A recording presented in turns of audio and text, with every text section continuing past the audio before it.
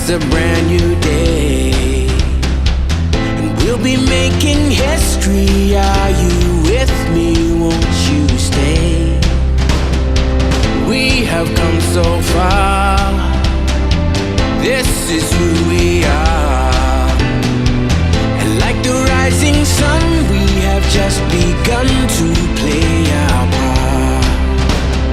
This is the time we form the chorus. Lift your voice for those before us. We can rely on one another. Feel the pride, let's show our colors. We are heroes and dreamers. We are restless believers. Good morning, good afternoon, good evening, whatever time it is, wherever you are. This is Gail of Gaia, and this is Free Range, where we graze on wild ideas, and we have wonderful guests. And today I have a very interesting guest, and we're going to talk about Hollow Earth and returning to our future. I said that wrong, but anyway, let me bring Brooks Agnew on. He's full of information. Hi, how are you? Brooks. Welcome. I'm good. I used your picture this time from your website and your X2 radio. Is that what it is? Yep. And X squared radio. X squared. Yeah, that makes more sense. Don't mind me. The other thing is that Birth TV series. Has that started yet? It has not, but we are getting closer. Okay. I can't give any more information out because it jinxes things, but we are moving closer. Oh, okay. It is taking baby steps forward. All right. Well, I wanted to start off by talking about Hollow Earth and Okay. what you know about Hollow Earth. Now, someone told me recently, I used to kind of follow the Tolosians and what's his name? Adama. And some of his things that he would put out. But anyway, somebody told me that the Tolosians left. Do you know anything about that? Well, I don't. I mean, I've heard the stories, and I've certainly been to Mount Shasta many times, and I have great respect for those that have made direct observations like that. I'm a scientist, so I'm not really a believer. I'm more of a knower. So I look for corroborated facts, or repeatable facts that I can run experiments on and make sure that they're validated. And the stories I have great respect for, but nothing has been validated so far. Okay. What about what Admiral Byrd discovered inside the Well, Earth? that's certainly part of the research for sure. I could start at the beginning and kind of get to that point. Okay. I was approached by a woman in 2001 whose name is E.J. Clark, and she said, I have an idea for a book. I just got done with a lecture, and she came up to me and said, I have an idea for a book. And I said, that's wonderful. And I hadn't written a book yet. I'd written lots of articles and done lectures, and she said, well, I have a picture I want to show you. And she showed me an image, and she said, what do you think this looks like? And I said, well, it could be a particle accelerator. And she said, well, that's what I thought too. But it comes off a Babylonian scroll that's 5,000 years old. Wow. I said, okay, you have my attention.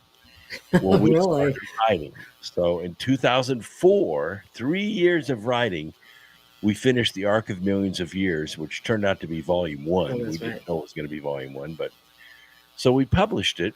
And one of the pieces of evidence that we gathered as we researched these 44 ancient cultures and their experiments and their attempts to understand man's relationship, not with the heavens, but with Earth, was a book that was called Our Hollow Earth. And I read the book, and I thought it was interesting, and I put it on the shelf and didn't think about it again. But as we finished volume 1, NASA and JPL started making some moves that sort of brought into focus for me what I call sand in the balance. So right now the balance is like this, and it's like, Earth is, we live on a molten ball floating through space, and we live on tectonic plates floating on the surface like cornflakes in a bowl of milk. Everybody knows this. This is what my textbook says, and that's where I'm going to stick with it. But when NASA and JPL started doing experiments, high dollar experiments, to try to discover things, for instance, like the origin of the auroras, both the Borealis and Australis, the balance began to move a little bit. And when they ran the Themis probe and launched it and tried to discover the source of the energy that creates these auroras, it ostensibly was caused by what's called the cosmic bullet, just something that blew up interdimensionally in space. And when the explosion reached Earth, there was the aurora. So NASA published their paper. Actually, it was JPL published the paper and said, that's it. The auroras are caused by cosmic bullets. And that was it. One experiment. And I wrote them and I said, you guys can't do that. You have to have reliability, repeatability. What is a cosmic bullet? They went mum. They didn't say a thing. And then there were 5 satellites in the Themis probe. They took satellites 4 and 5 and they relocated them to the moon. So they're now in orbit around the moon. They've been there since 2007. So that was tilting the balance for me. And the next thing that happened in space was we began to make very accurate measurements of what we call the Lagrange points, because we were getting ready to put a big space telescope out there called the James Webb. It took a while to build. And they wanted to put it in one of these points of equilibrium. There are 5 of them around Earth. One's on the other side of the moon.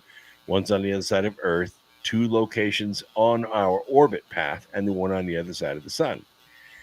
And these are points of equidistant, gravitational wells, we call them, places where you're neither pulled to or from either one of the bodies. It's kind of a spot of equilibrium. And they began to measure these quite accurately so that they would know where to put this telescope on the far side of the moon. And they came up about 1,200 kilometers short. And they ran the experiment again, still 1,200 kilometers short.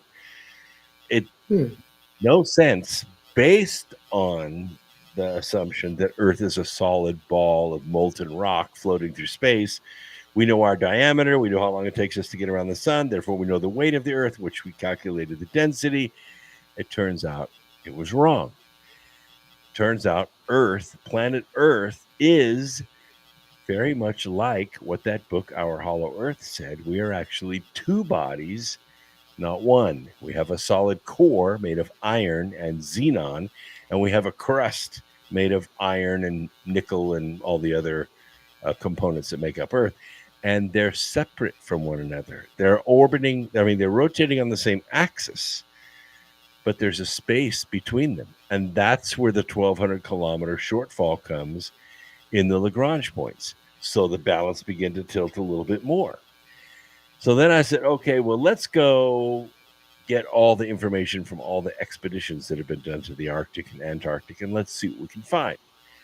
Of course, we run across Admiral Byrd. That's the most famous. And I researched that experiment that he ran, which was where he took his airplane, which was a Ford tri-motor aircraft.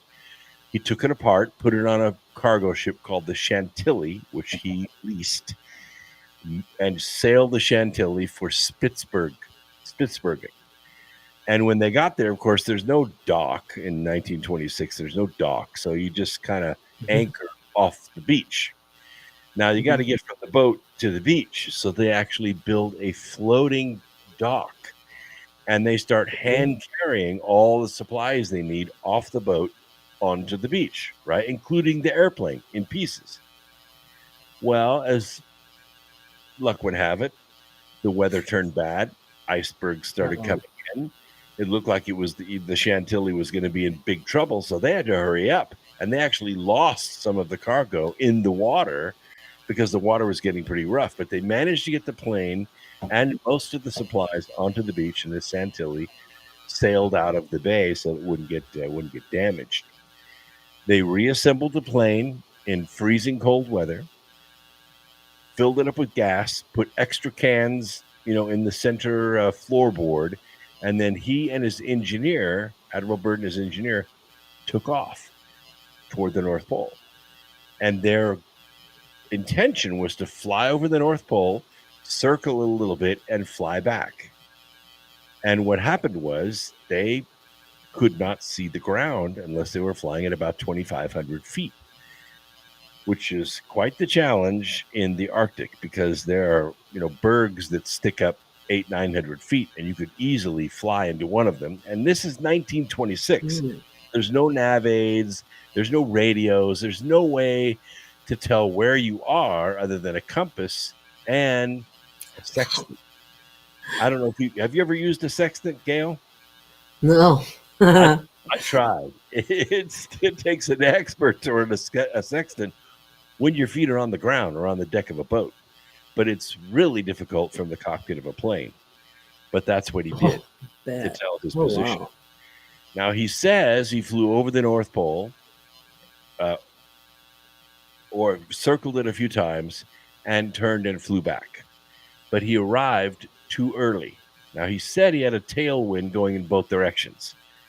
I don't know about that. My parents used to tell me stories about walking uphill both ways to school barefoot in the snow. I didn't believe them then either. And I don't think he had a tailwind going both ways.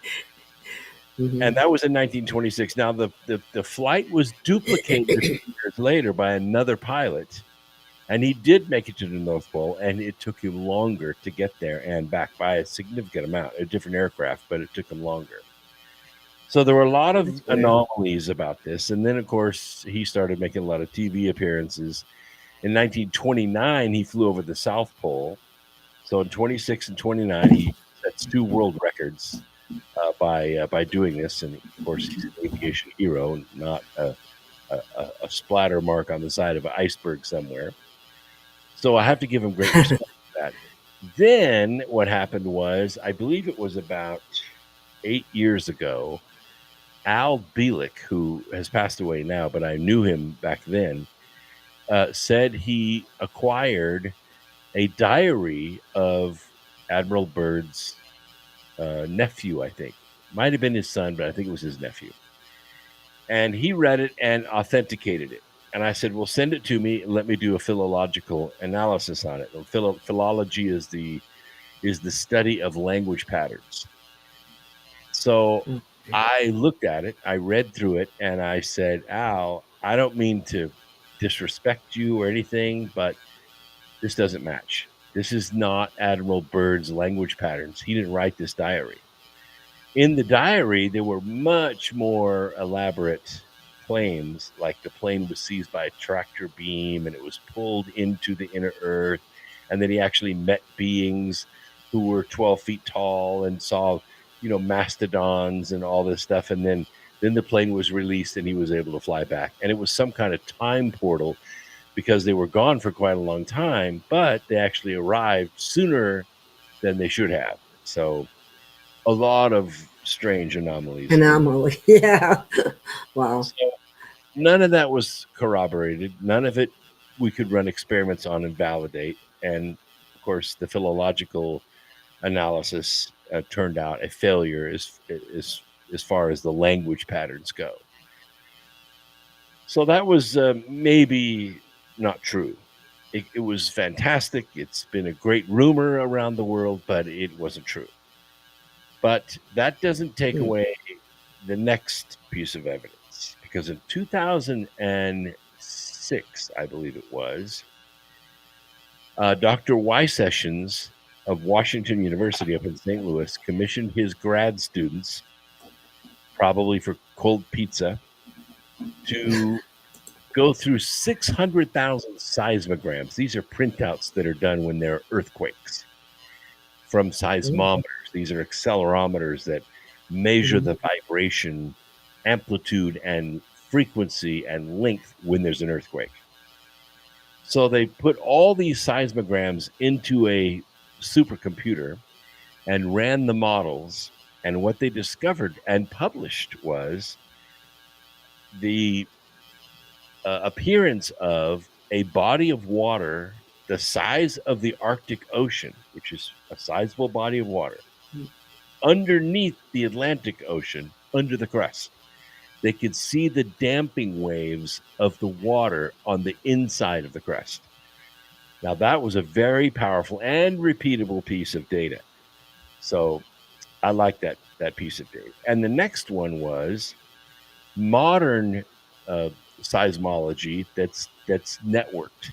Now, this didn't happen until about 2009, but they started to network the seismometers together so that when there was an earthquake, say, like we just had one in Taiwan, right, like 7.7 or something like that. Yeah, it was That's a very hard-hitting earthquake. And what it does is sends vibrations all the way through the planet, and other seismometers around the planet also picked up that earthquake, but sometime later. And what they're able to do is actually do a CAT scan of the Earth. As these vibrations come through the Earth, they can use the other seismometers and the time delays and the direction of those waves based on reflections. We call them shear waves or pressure waves. And we could take a picture of the inside of the planet. Well, as scientists want to do, we don't like data that conflicts with our theories. So what they did, they manipulated the data to not just have the pressure waves and the shear waves. They added a third wave called a shadow wave. A shadow wave. That's a wave that arrives at the seismometer, okay, but they don't know where it comes from. And the reason they don't know where it's come from is they're trying to fit it into their current theory that we live on this molten ball. And so what smart mathematicians did is they took the data and they ran it backwards. So in other words, the wave that showed up at the seismometer, they calculated backwards to the point of the earthquake. So in other words, they ran the CAT scan the other way. And when they did this, they discovered that the crust of the Earth is actually about 900 miles thick. And it has some mountain ranges and some valleys, but 900 miles thick. And the core of the Earth, we know from other readings from Japan, Carnegie Science, and Cambridge. This is a triple experiment and I'll explain to you what they did. But they determined that the core of the Earth is between 1,200 and 1,300 miles in diameter, and it is solid iron at about 5,000 degrees C, or 5 million degrees C. No, it's 5,000 degrees C. So that means it's putting off white light, not like the sun, but white light like a plant light in the iron range.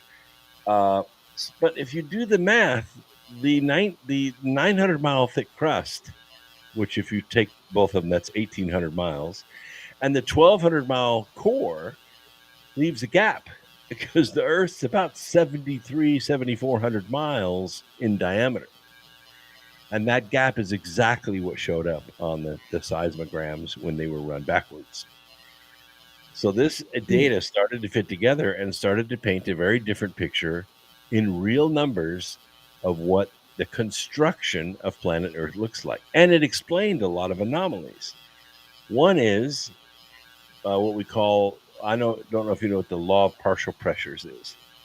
But the law of partial pressures says that if I had this bottle of, let's say it had some chemicals in it, and I had a headspace, that is to say an area that's just open air in the bottle, that I could stick a needle in the cap and sample the headspace, and I could send that through a gas chromatograph, and it would have the chemicals that are in the solution in the air in the right proportions. That's called the law of partial pressures. Oh, wow. And we do that all the time with our ocean and our atmosphere, all the time. It's probably been done this month. What's missing is the xenon. The xenon is missing about 90% of it. It's in the water, but it's not in the air. It's just gone. and we don't know if it's we thought maybe it was leaking out into space because it's a noble gas. It's not really reactive with anything. But it turns out that it formed a crystalline matrix with the core of the Earth. And if you take the volume of the core of the Earth and the crystalline matrix that it forms in 3D, there's the missing xenon. So all these pieces, real hard scientific pieces, started to fall in place. And I said, now we're talking. Now we're really thinking that planets don't form as solid balls. They actually form as hollow spheres, and some of them have cores and some of them do not. Really? Wow. That's fascinating. So that proves that there is well, I don't know about proof, but it's definitely, the hypothesis is really gaining some steam now. A couple other items. One is, of course, our magnetic pole. Now, my ancestor, Sir James Ross, in 1831, is the original discoverer of the North Magnetic Pole. And it almost killed him, but he discovered it. And what this indicates to us is it's not aligned with the North Pole, the actual North Pole of the Earth. It's off quite a few degrees. And it wobbles. It drifts back and forth, like not a little bit, but like across town a lot. And this is the result of what's called the Coriolis effect. Now, the Coriolis effect is any spinning body is going to have a force that's running at a right angle to that rotation. So if the Earth's rotating this way, the Coriolis effect is going to run at a right angle to that force. Now, if you have two bodies, one inside the other, what will happen is they'll begin to wobble back and forth. And that's exactly what we see with our pole. And we also know that about 100,000 years ago, the core flipped over. And when it did, the poles reversed. It could happen. And it doesn't take a long time. Some scientists think it takes about 10,000 years for this flip to occur. But record that we have in molten rock says that it's probably about 100 years or less for this to flip. That's pretty cataclysmic for a planet. I was just going to say that's got to be pretty catastrophic, to say the least.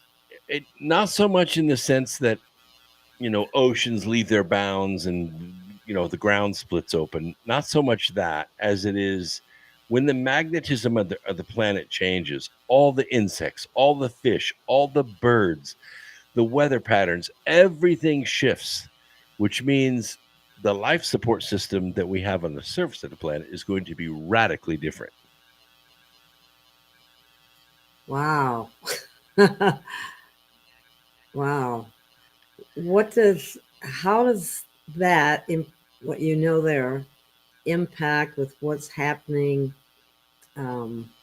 astrologically, with the eclipse and that sort of thing? I can't help but ask about that.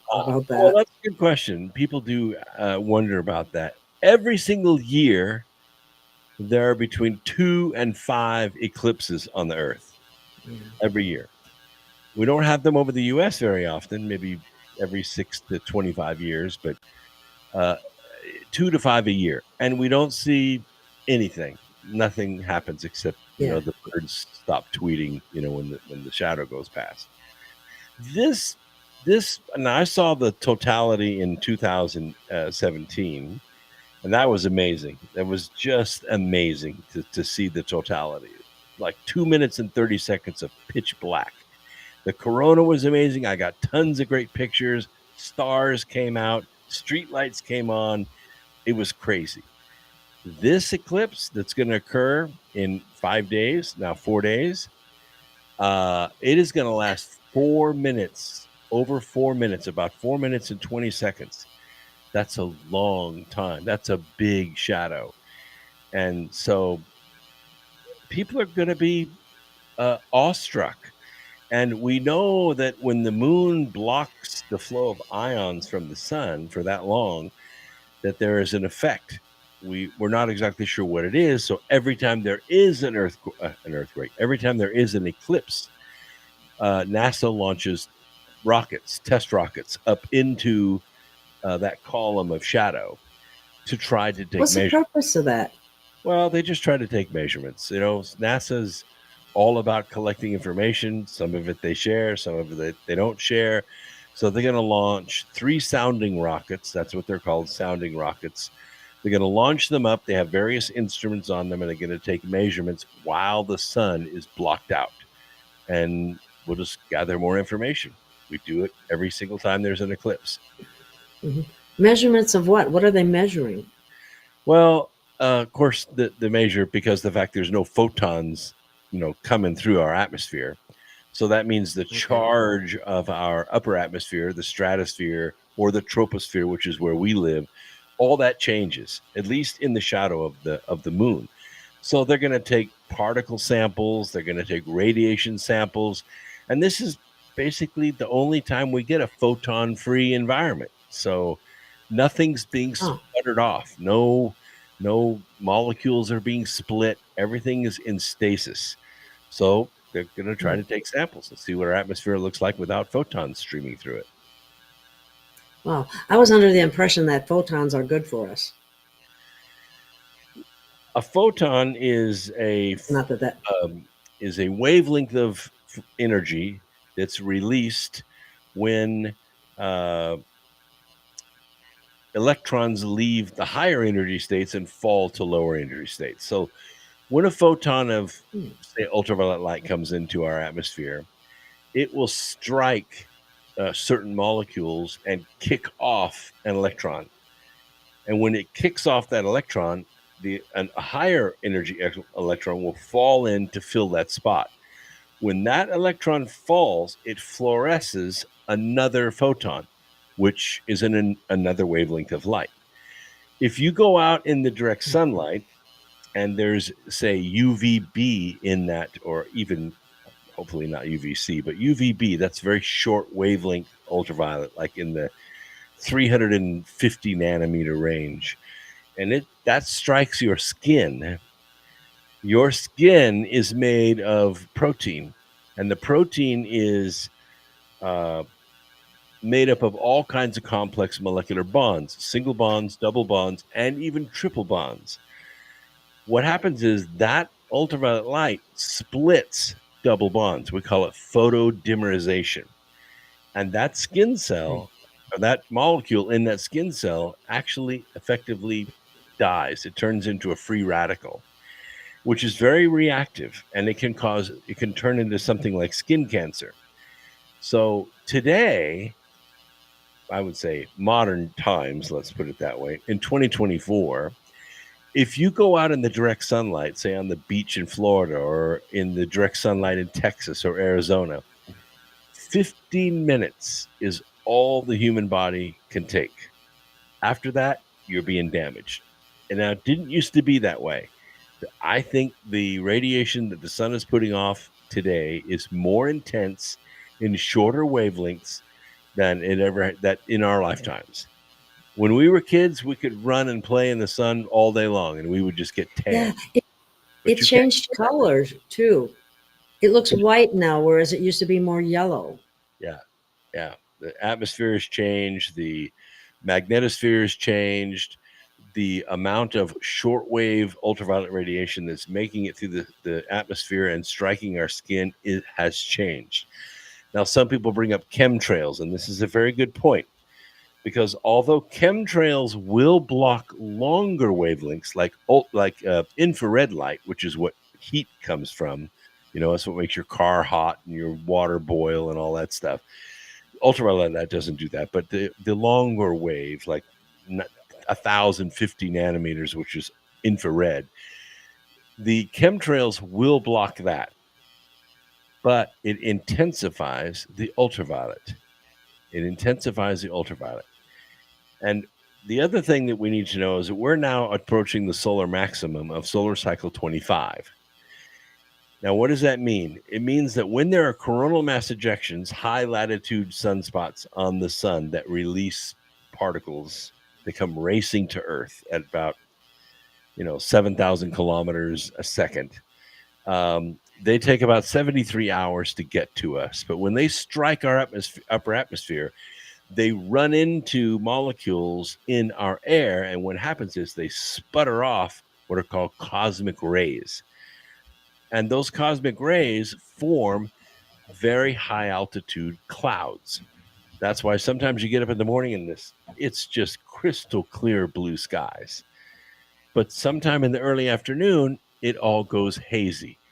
Very high haze, not like clouds, but more like a white wax paper up there.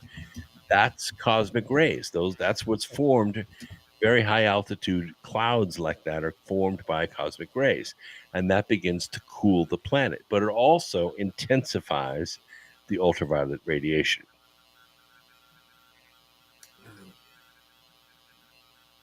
That is amazing. Okay. Well, I was wondering why they were. There's a lot of talk about this particular eclipse, and very little. I just recall. I never remember anything happening on an eclipse that mattered. You know what I mean? It just came and went. Yeah, yeah. But I mean, totality is just breathtaking. If you can get to it where you're right under the moon, the moon completely blocks out the sun, you could take your glasses off. You don't have to look through a filter or anything. It's just amazing to see that dark disk and nothing but the white corona all the way around, and stars are out. And then you can look out over to the horizon and you can see light a few miles away. But where you are, the street lights are on. It is cool, and it is awe-inspiring. It just takes your breath away, how beautiful it is. Oh, wow. I've never been in line with it. I've always been There's someplace nothing where like it's miles away, something like that. And I see somebody is saying the eclipse will be nothing. I know they're planning a lot of things, but that still could be nothing. Well, I will tell you this. If something big happens, the government did it.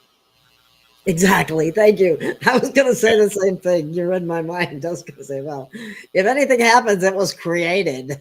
Yeah, it's, nothing is going to happen. People will freak out for 4 minutes, and then it's, everything's back to normal.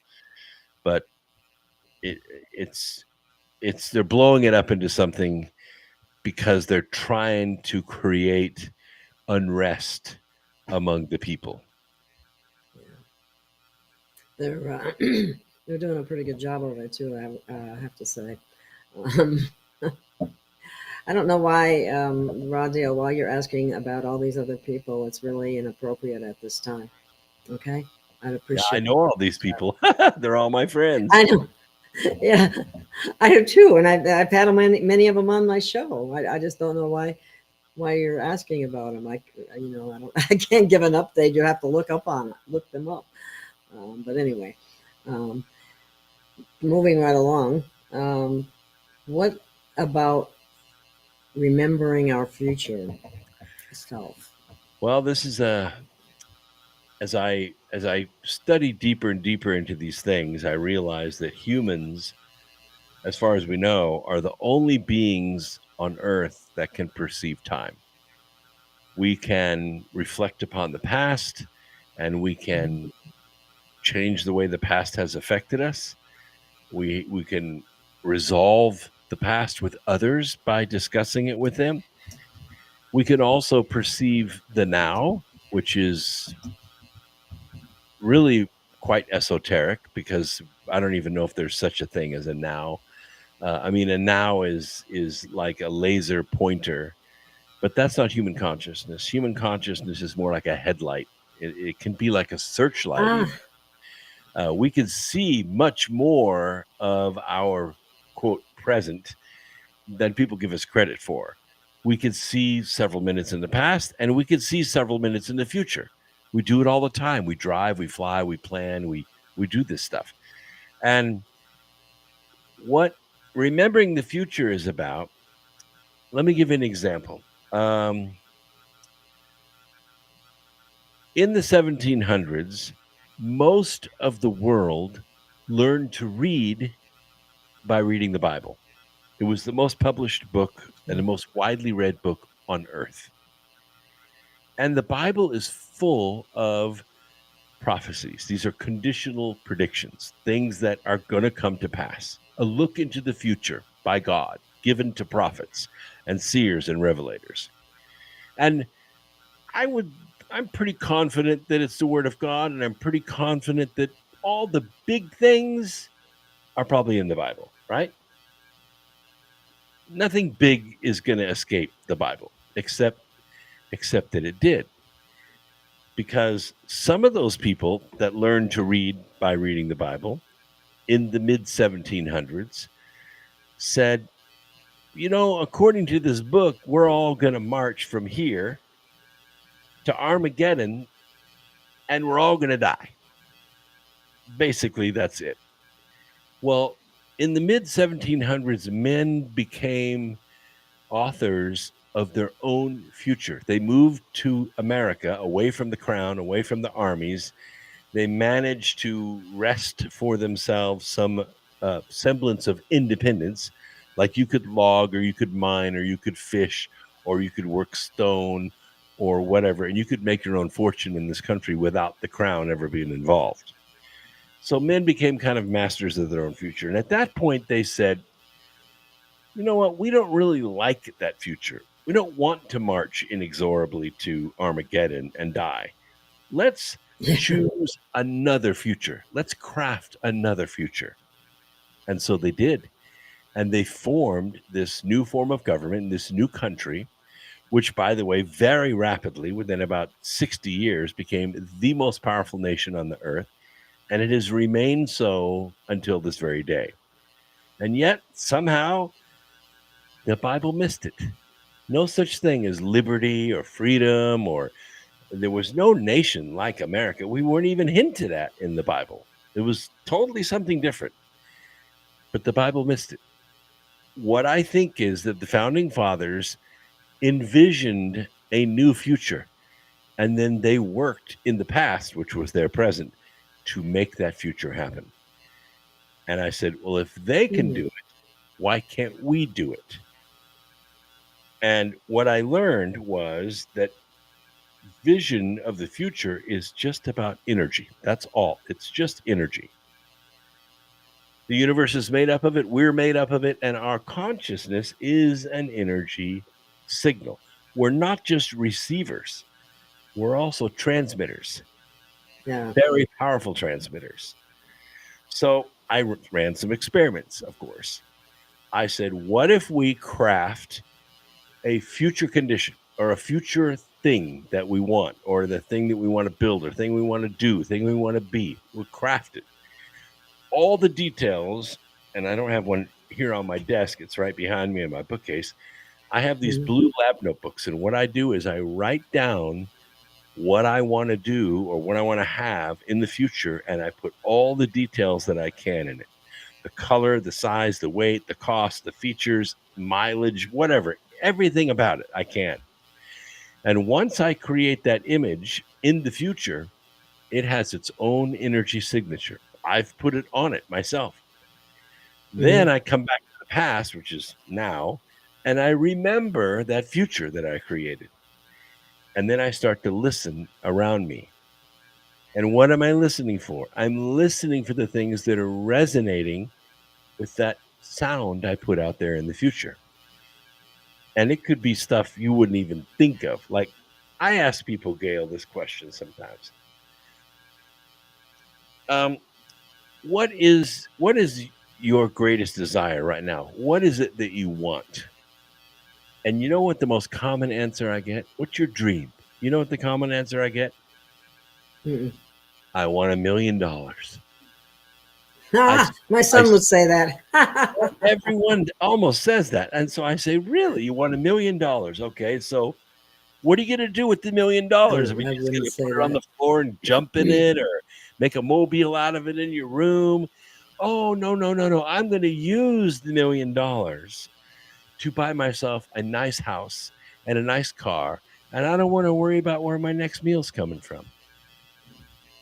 So I say, so really your dream is that you want the house and the car, and you want some semblance of security so you don't have to work your ass off as hard as you're doing right now.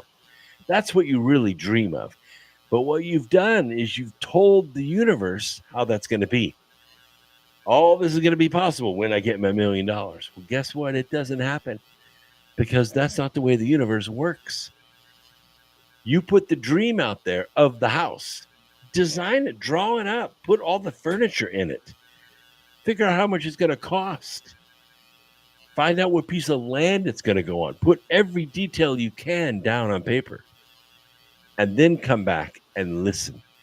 And what will happen is things that resonate with that frequency that you put out in the future are going to start vibrating. And if you put energy into those things around you right here, local, that energy goes all the way back to the future and begins to materialize that dream. And I tested it and it worked. And just because I did it doesn't mean that everyone can do it. So I said, okay, let's test it out. So I went and interviewed some professional baseball players. And I asked them, how many times did you try to come out of the minors before you made it into the major leagues? It was 8 times. I said, really? That's interesting. So I asked a real estate professional that I know who sells houses, and she's quite successful at it. I said, when you started in real estate, you didn't like quit your job. She said, oh, no. I worked full time, and then I did real estate part time. I said, so how many houses did you sell before you said, I can do this? I can do this. I know I'm in the zone. I can do this. And she said, I think it was my 8th house. The 8th house, I said, I can do this. And I quit my job, and I've been selling real estate ever since. And then the last one, I went to 2 professional golfers. And I asked them, how many times did you play in the pro-ams before you went pro? And it was 8. I said, why 8? What is the significance of this? And I started to study the Fibonacci sequence. You know, when you start with 0 and you add 1, and then you add 1 to that, you get 2, and then 3, and then 5, and then, 8, 13, 21, 34, 55. And guess what? At 8 iterations of any 2 numbers, it doesn't have to start with 0. You could start with 75 and 216. Okay, one's odd, one's even. They're not divisible into each other. They don't even know each other. But you add 75 to 216, you get 291. Okay, great. Take 291, add it to 216, 507. 8 iterations, guess what happens? You reach the golden mean, 1.61821. That is the resonant frequency of the universe. That is where energy becomes matter. That's the ratio at which planets are arranged around suns. The periodic chart is laid out that way. The human body is laid out that way. Plants, bacteria, everything in the universe grows that way. And that's why 8 was important. Wow. Now, basically, is that what you could call the physics of manifestation?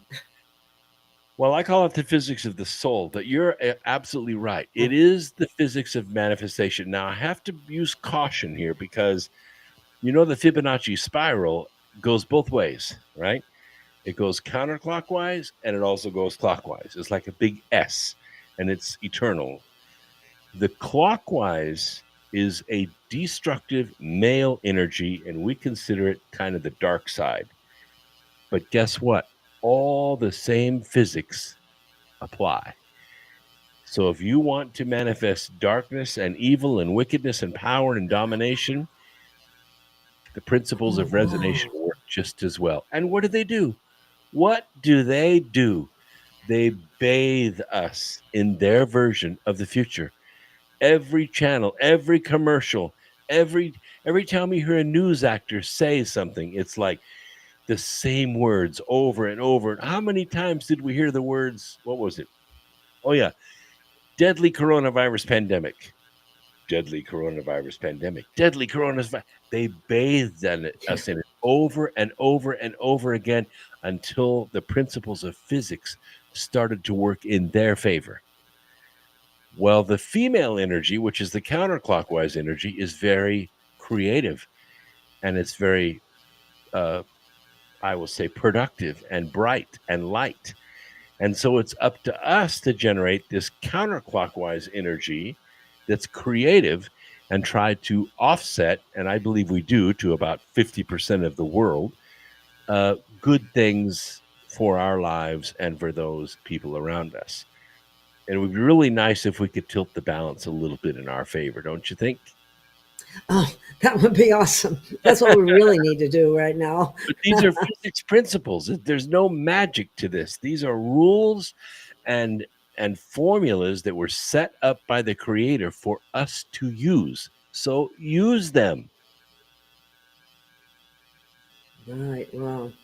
Well, I've heard before about that when you want something like you were saying, if you wanted a car, you would draw it out, you pick the color, you get all the details or as many details as you possibly can. As one example, another example was somebody said, and this actually happened. They said, put up a little sign that you want $5,000 in your bank account. And it actually happened.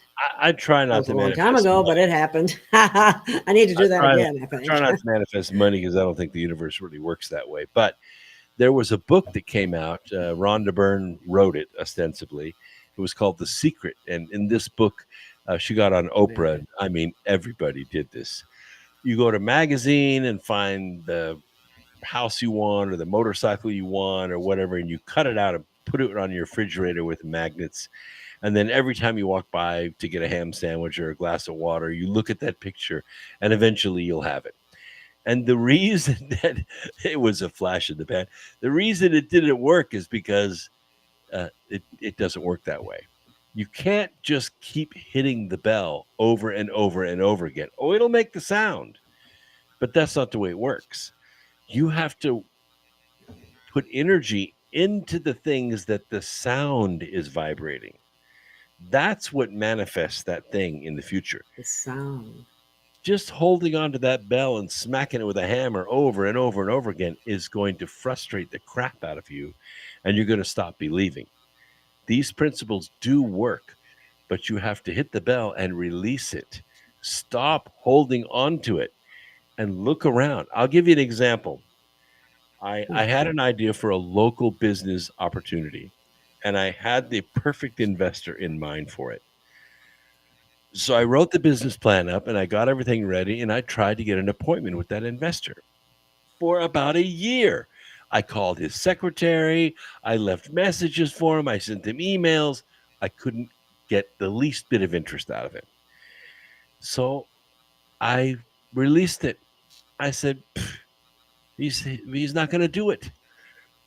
So a few days later, in my email, I get this notice for a meetup. You know what meetup is, right? It's an app on your phone where you can put your interests in. Anyway, I'm interested in painting. I like to paint pictures.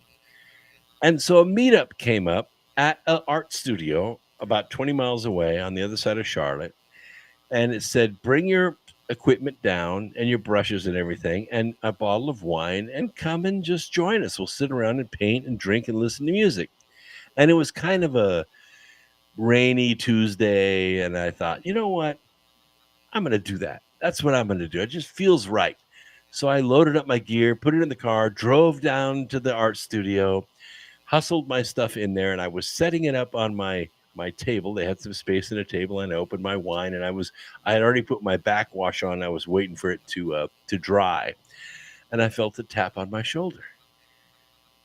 And I looked up, and it was him. I said, Brian, what are you doing here? I don't know. I just saw this meetup in my email, and I thought, why not? Go down and paint for a little while. What are you doing here? I said, the same thing. It just felt right, and I just came down.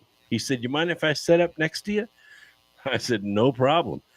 So we painted, we talked, we drank wine, and he invested in that business, and it's still running in this city today. Oh, how awesome. But you let it go. was You have to let the bell or go. let go of it. Let it ring. It's sort of like if you have let's say you have one tuning fork in one hand and you have 3 tuning forks in the other hand, and one of them is in tune with this one. So you whack this one, the sound waves go through the air. The other 2 are going to do nothing. But the one that's in harmonic balance with it is going to begin vibrating. If you strike that tuning fork, this one will keep right on vibrating. That's what I'm talking about. Put the energy into the things that resonate with the dream in the future, and you'll know what it is because it'll have that feel, it'll have that frequency. Wow, that's awesome. Oh,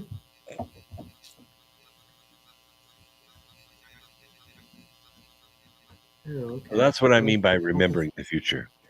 Create the future and then come back in the past with that memory and use it to build stuff.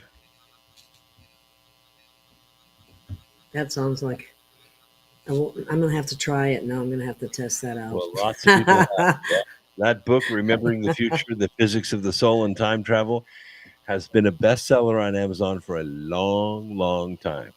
Lots and lots of people have tried those techniques. Well, I'm going to have to pick that book up and read it and give it a try and see what happens. Okay. I was looking for some questions, but none of these are relevant to what we're talking about. So, Yeah, I get that sometimes in the chat room. People talking about stuff that has nothing to do with the program, but yeah, that's what I was gonna. I almost was, why aren't you paying attention? You know, it's kind of rude. Actually, it is rude. Actually, but by the way, if you want to see all these people they've been talking about in the chat room, why don't you come next week to LA? Because we're all speaking at the same conference next week in Los Angeles at the Sonesta. oh, what's the name of the conference? It's called the Biomed Expo. It's also called the Alchemy Expo or Alchemy Event, a UFO disclosure, and AI Expo Con. Oh, 4 wow. events in one. I was wondering. I think we did last time, but we could play the trailer to Birth if you want. Oh yeah, that's that is definitely making some progress. So I'll be as confident as I can be without giving out any details, because as sure as I do, it'll solidify and drop out of the air. So So, do you want me to do it or not? yeah, play it because people, the thing is, tens of It thousands. sounds fascinating. I'm waiting for it to come out. The Birth trilogy is a fabulous story. It's an assumption that planet Earth is a living thing and has a consciousness and it has a symbiotic relationship with the people living on it. And in ancient times, Makes sense to me. Well, the trailer will explain it is better than I can off the cuff. Okay, let me bring that up. And let me make sure I have this big. I need to make it bigger. There we go.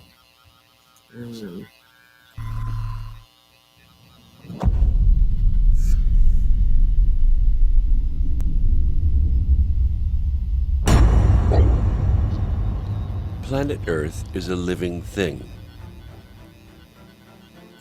It has a symbiotic relationship with the human race living here. When the more part of humankind is wicked, Earth has an allergic reaction. Hurricanes, quakes, volcanoes, floods, and ice ages scatter and destroy mankind, and they begin again. When humans are good and kind, Earth releases its bounty to them, and they prosper and grow. But in the last 400 years, man grew too fast. They learned to sail and fly. They discovered vast riches of energy buried in the ground and reached far out to the other planets. Earth could not keep up with humans, and now there are 8 billion souls alive at one time on the surface.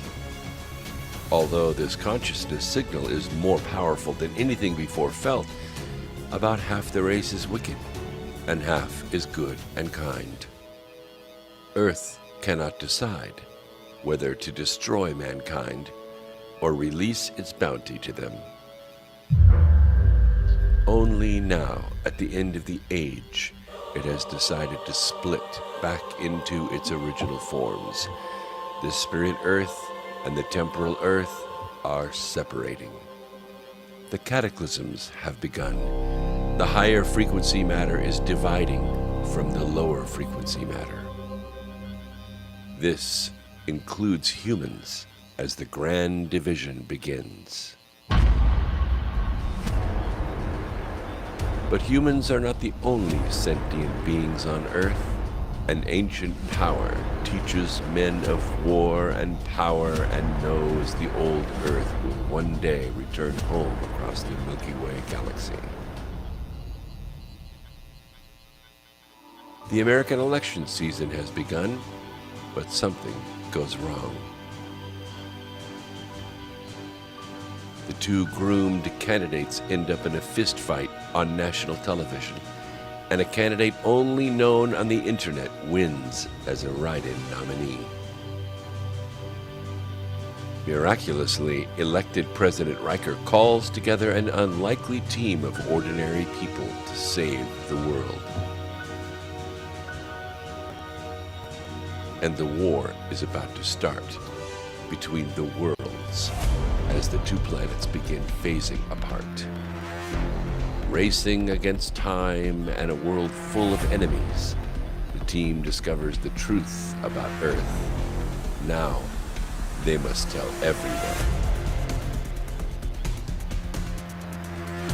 The forces of darkness mean to stop them by any means necessary. Love can save a world. Hatred can destroy it.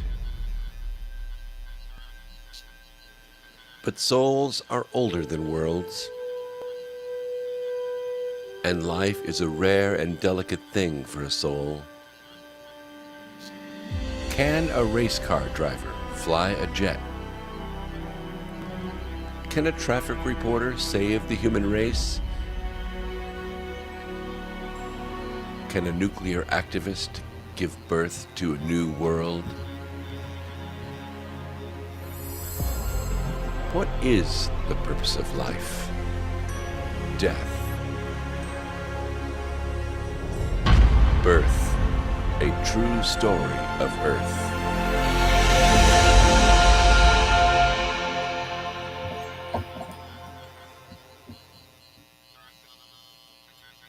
It's coming. Da da da da. Yeah. Oh, wait a minute. I don't mean. We're back.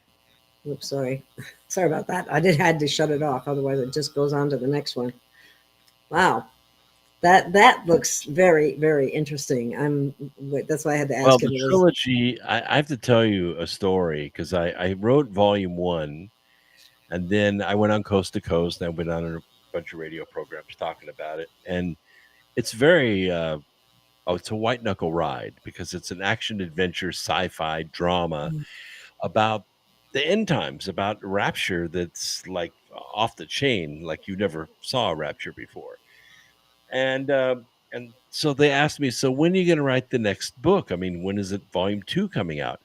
I said, well, it'll be a couple of years probably. And that's not what happened at all. I'll tell you, Gail, I went to bed that night or a few nights later, and volume 2 woke me up in the middle of the night. I got back in the chair and I started writing. And no sooner did I finish volume 2, I started on volume 3. I wrote 1,100 pages, 3 books in 18 months. It was the most amazing experience. The books streamed out of me, and the dialogue of course, all the books are in audio. So if you're intimidated by 1,100 pages, don't worry about it. I read it for you. And you could just take the journey. We call it the birth journey. The fans just love this series of books and they want to see it on TV. And I think it'll be very powerful if we do get it done. I think so too. Yeah. I'm looking forward to it. Be sure and send me a something to let me know when it's ready to go. Oh, I will. I mean, you'll be one of the first people to know. I'll know more in a couple of weeks. Like I said, we're going out to LA to speak at this conference. Of course, I'm going to be in Hollywood. So we are going to meet with the network. I can't tell you who it is yet, but we've already talked about prices and that part's done. And now we're in the final negotiations. So if it doesn't fall apart, which can happen, if it doesn't fall apart, we're going to sign this deal and we're going to start making the most amazing TV series ever. Oh, that'd be awesome. That'll be awesome. It sounds like it. That sounds like something I'd actually watch. I don't even watch TV at all anymore.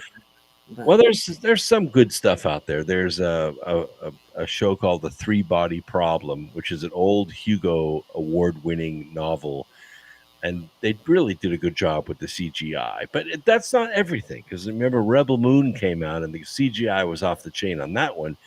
But the story was old. It was the same old empire, oppressing the same old rebels, and people didn't like it. They were tired of it. But Three Body Problem is some pretty hard. Three Body Problems? Is that what it? Yeah, it's based on an old Hugo science fiction novel of the same name that had a planet like Earth, but instead of revolving around one sun, it revolved around three suns. And because there's all this like uncertainty in how the suns align, there are frequent cataclysms on this planet. So it takes 20 times, 200 times longer for them to progress than it does us, because we have a stable planet. But what occurs is during World War II, the Chinese receive a message from that race on that planet. And it's about 4 light years away. And the Chinese receive this message, and then they try to send a message back. But they keep trying the wrong way, and they finally figure out they have to broadcast through the sun in order to amplify the signal to get back to that planet, and they answered. And what happened was they described Earth as a terrible place full of warfare, which it was in World War II for China. And they invited the aliens to come here and save us. Only that's not what they're coming to do. They're coming to take our away from us. So that's where the season ended. We'll wait for season 2 to see how it progresses. But it has a massive share. It's got 100 share right now, whereas normal sci-fi or esoteric has at best maybe a 10.5 or a 3.6. So people want this kind of entertainment. Yeah, that sounds good. Well, there was a physicist that Carrie Cassidy had on. Richard Miller, I think is his name, if I remember correctly. Don't quote me on that. But anyway, there has been a kind of a prediction based on math that this spring there could be a major event of some sort, without real descriptions as to what, but more like the Carrington event, or that's what they call it, I believe. And so it's just. Do you know anything about that? Well, a Carrington event, as your listeners probably know, it was in 1859. There was a massive coronal mass ejection. Of course, we weren't a very high-tech world in 1859. The highest tech thing we had was telegraph. But the telegraph wires strung along hundreds of miles next to railroad tracks. And what happens when there's a coronal mass ejection of that size, it dumps tens of millions of volts into the atmosphere, which is looking for a way to ground. And it found it on the telegraph wires. And when it reached the ground, which was the telegraph office, it burned it to the ground. That was the Carrington event. Now, if we had a Carrington event level CME today, it would be quite a different calamity. We have tons of satellites, thousands of satellites in space that would be damaged. We are an electronic society. If our electronics went down in a catastrophic way like that, with tens of millions of volts trying to find a way to ground, I don't think that our present infrastructure could support the population that we have. Well, some of the population would perish pretty quickly because they rely on electronics to stay alive. They are on life support of some kind or another, Yeah. or people that need to have daily infusions Heart of pacers. drugs, like diabetics and all that. They have to have a daily infusion of drugs to stay alive. That supply will play out because there won't be any microelectronics functioning to produce it. So you're probably looking at 30 million people a month dying for about a year all over the planet. It would be pretty rough. It would take about 2 years, 3 years to recover a basic level of electronic support, but it could take a decade to get it back or more to get it back to where it is today. Wow. Well, let's hope nothing Well, like the good that news is happens. that a Carrington event would take hours and hours and hours and hours to reach Earth. We would see it a long time, days before it actually reached the Earth. So we could actually isolate our grid. We could harden a lot of our things. We could tell people, turn your cell phones off and wrap it up in a piece of foil for a couple days. We could probably get through it. The thing we couldn't get through would be something like a surprise EMP attack, an electromagnetic pulse attack. Nobody would know that was coming, and that would have severe damage. But a CME from the sun, we would have about 2 days to prepare for it. And there's probably a lot we could do on this planet to weather it. Well, that's actually good to know because it sounded like, pretty bad. But knowing that we would have advance notice and so on. A lot of these guys make their living on things really being bad. But I can sometimes punch holes in that with my own mathematics. Oh, that's good. Yes, that's definitely good. Math is not one of my best subjects, that's for sure. But I'm glad it is for other people. And because we all have something and we all contribute in different ways. But that's it. Who is it? I think it was Sherry Edwards says that the universe isn't mathematics. It's all mathematics. Well, it is. I mean, it has to be. It has to be. Math is the language of the universe, and we don't understand all the math. For instance, we don't really truthfully understand the 4 forces of the universe, which is gravity, electromagnetism, and the strong and weak molecular forces.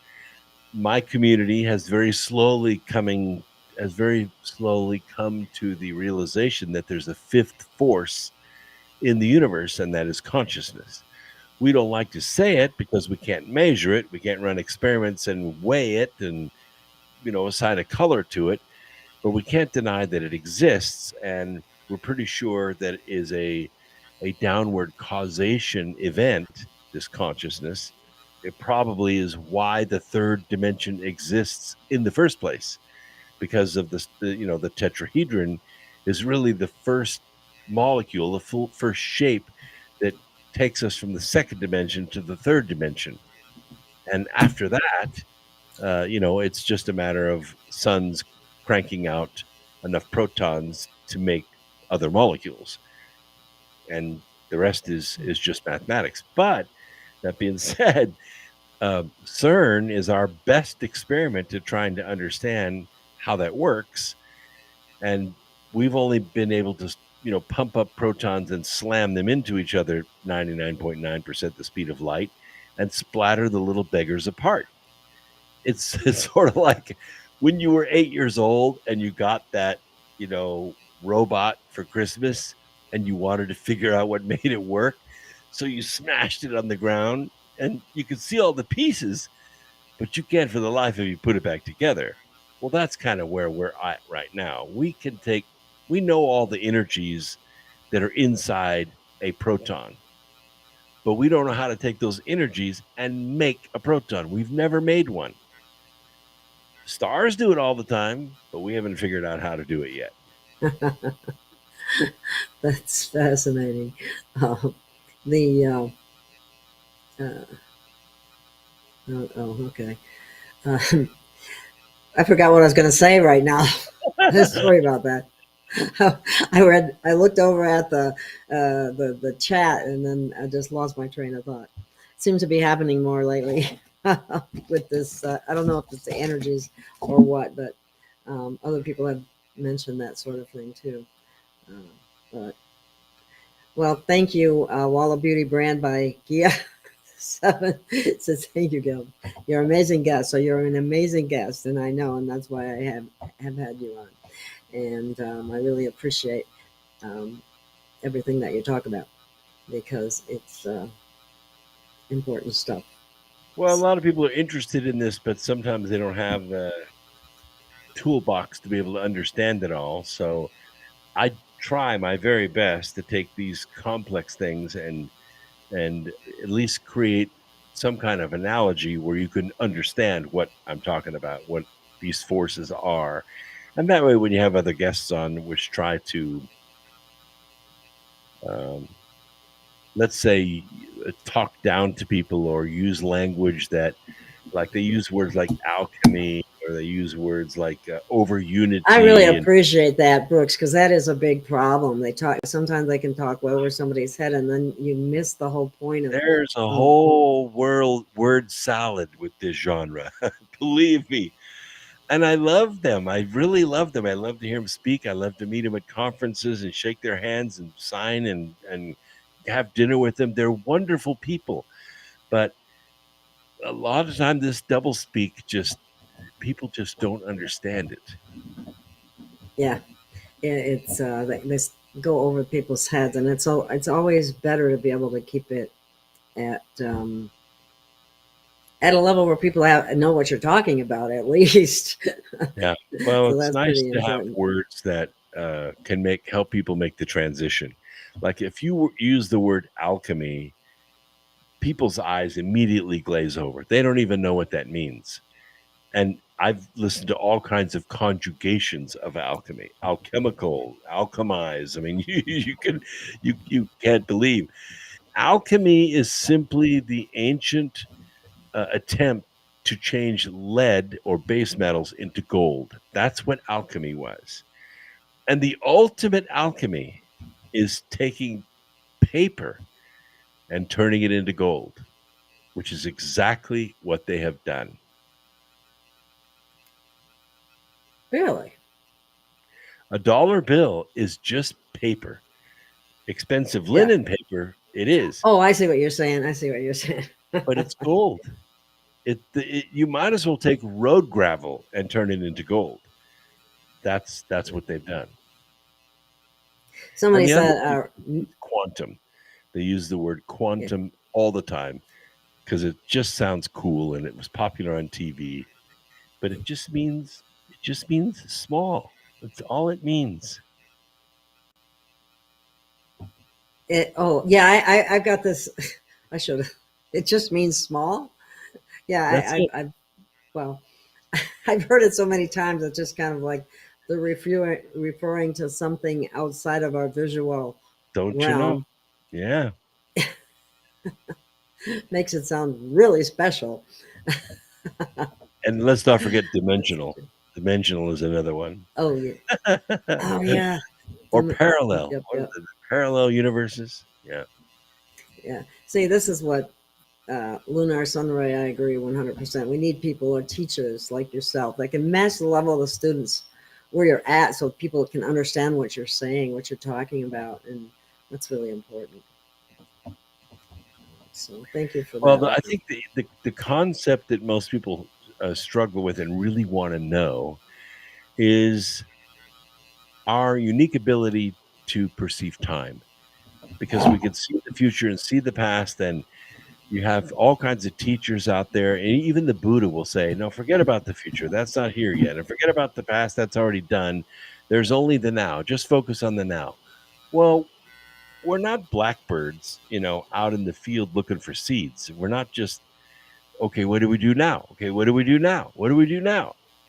Successful societies plan. And the further ahead they plan, 1 year, 5 years, 10 years, 100 years, the more successful they are. They can't possibly stay in the now unless they know what it is. And the only way to know what it is to recognize it when it comes. Well, how do you do that? Because you created it from the future. Isn't that amazing? That's really true. Another thing people are talking out a lot about, maybe you can explain this for the audience. I'm sure that everybody has their own idea, but the dimension, like we're supposed to be moving to the fifth dimension. Now, 5D, that's the other one. Yeah. So let me tell you a little bit about the fifth.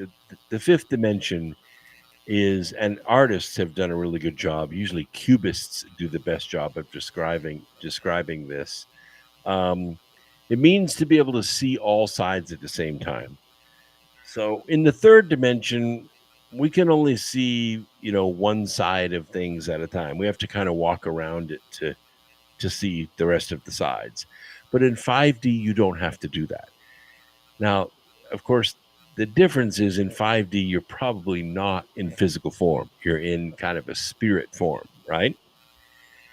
Well, the issue with being in spirit form is you can't get hurt.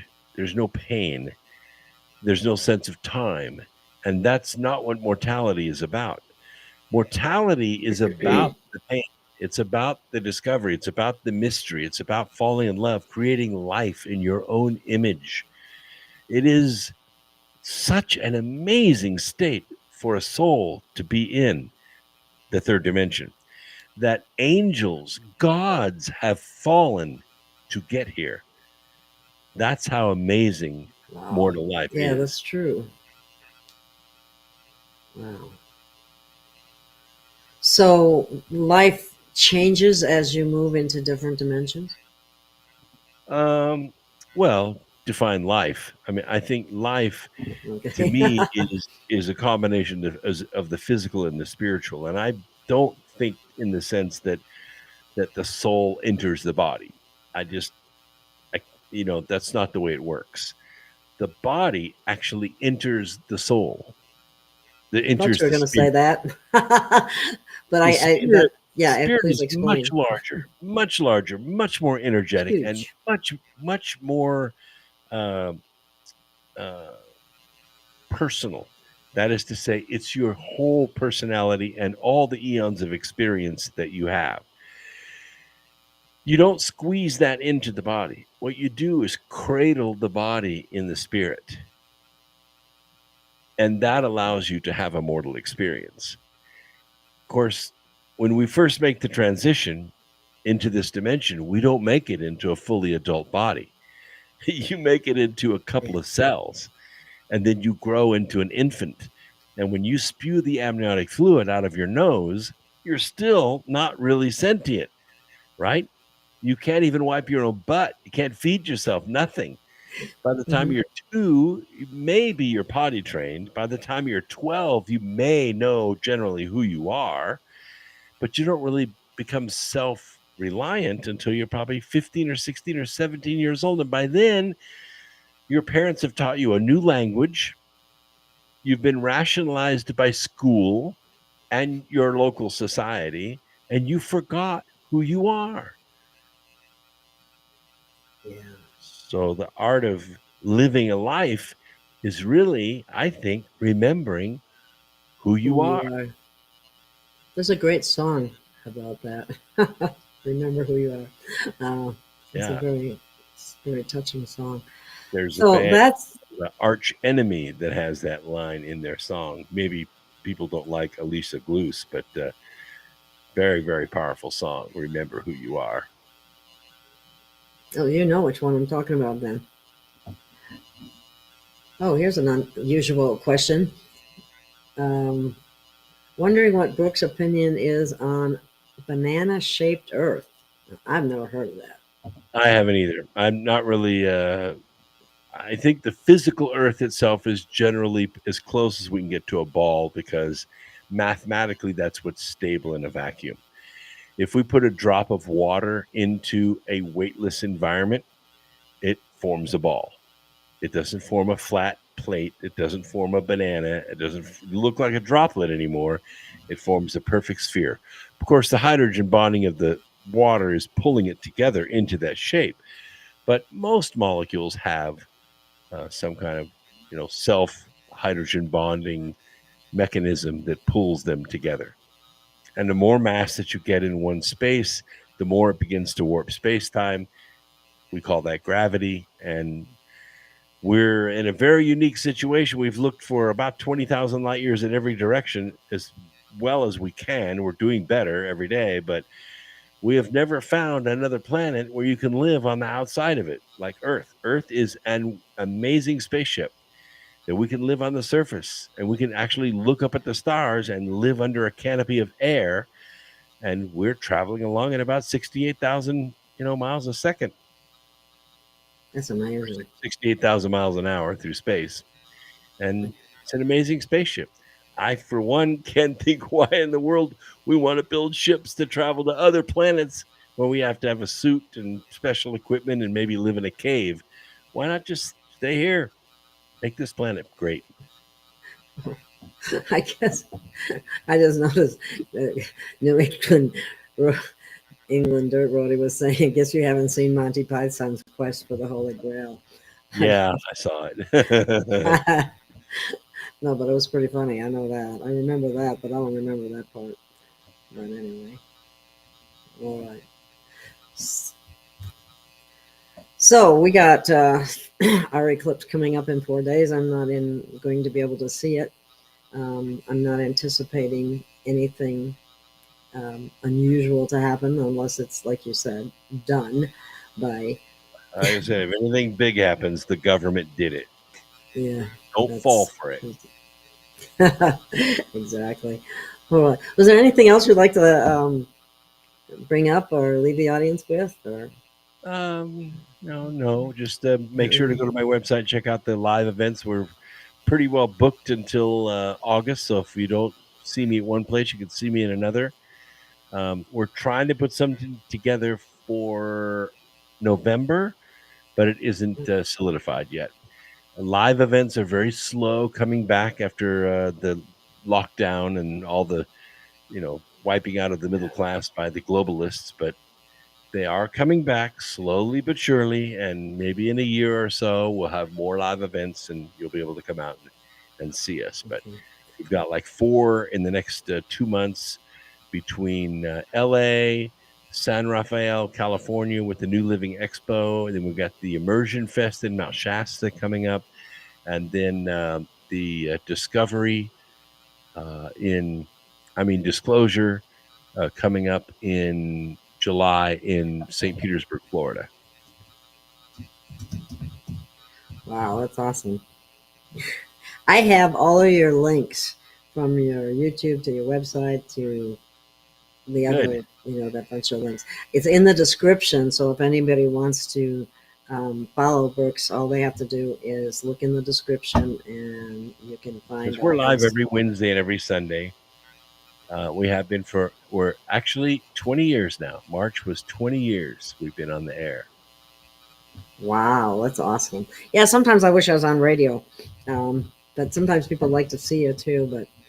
Yeah, I think it kind of made a transition, people really into, who invented it? Rush Limbaugh. Rush Limbaugh invented podcasting. I did not know that. That's interesting. He was the original investor and the original inventor of podcasting. He called it the Ditto Cam. And it was for Rush full-time listeners, subscribers. He would turn the ditto cam on, and you could see him in front of his golden EIB microphone, and millions of people joined it. So he's the guy that started it all. I'll be darned. I never would have guessed that. All right. Well, thank you so much.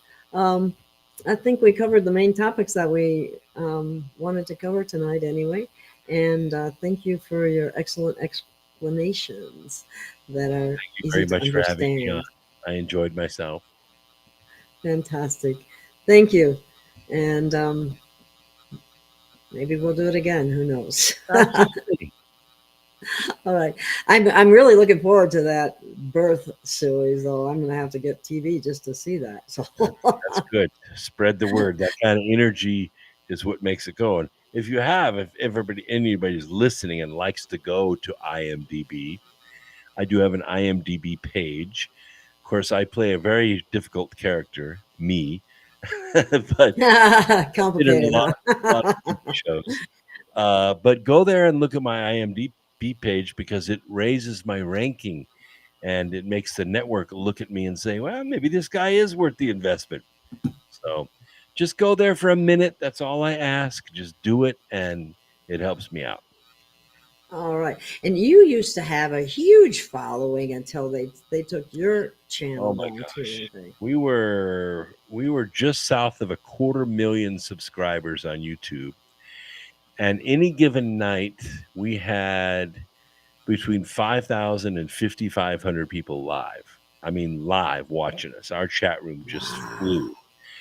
And Google decided, after I did a special on hollow moon theory, they decided I was dangerous, and they deleted 20 years of my content, just flushed it and destroyed all my subscribers.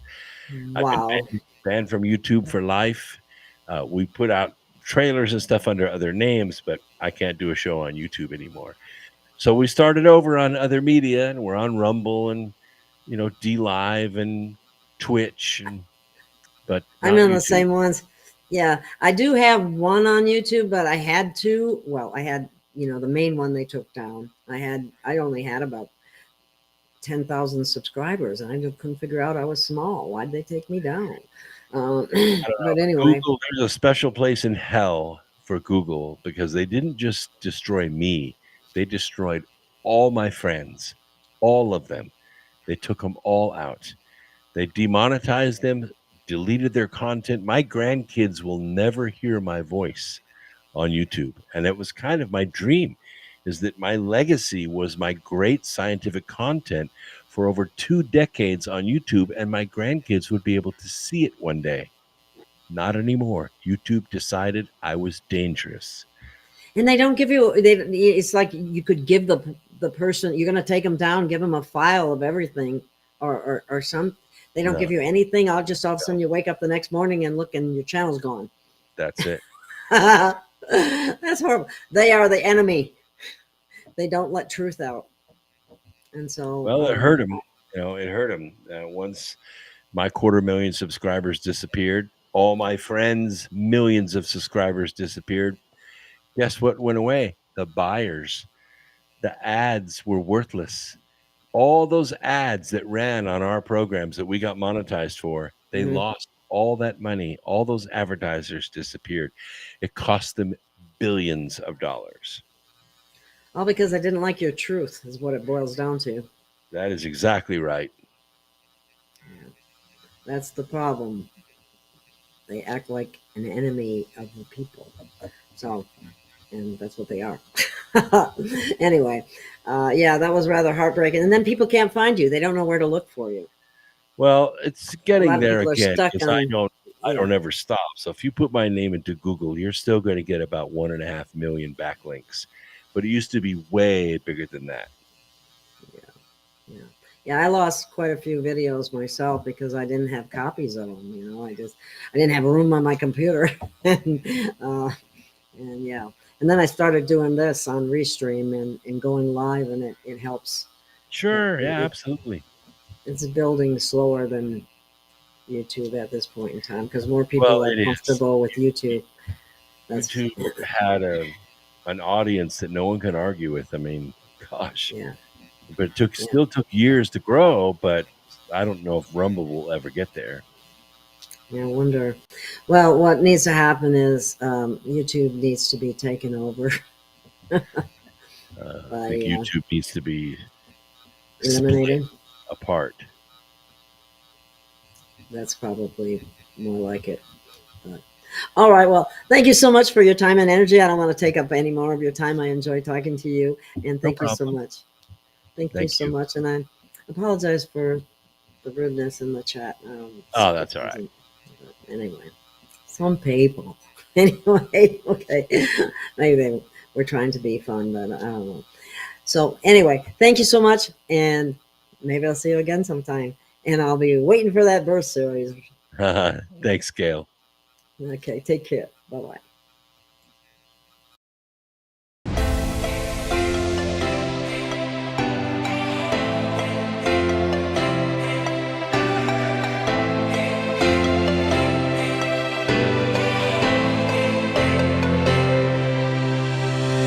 We have found our way.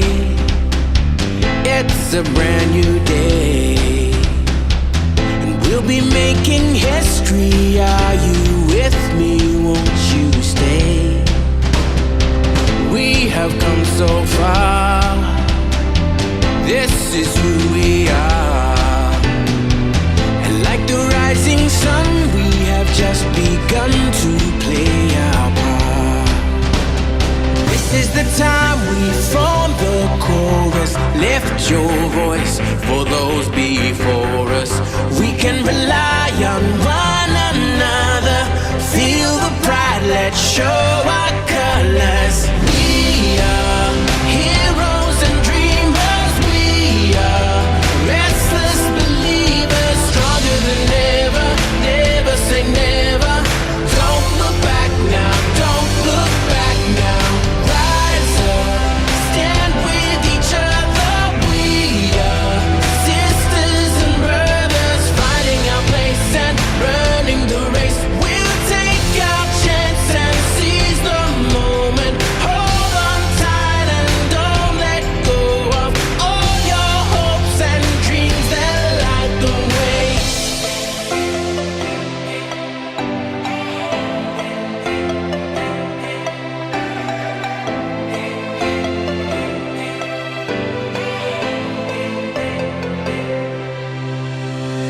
We control our fate. Destiny awaits. We are all the actors in the stories we create. Hope will be our guide. We'll no longer hide. When we roll like thunder, feel the wonder from inside. This is the time we form the chorus. Lift your voice for those before us. We can rely on one another. Feel the pride, let's show our colors.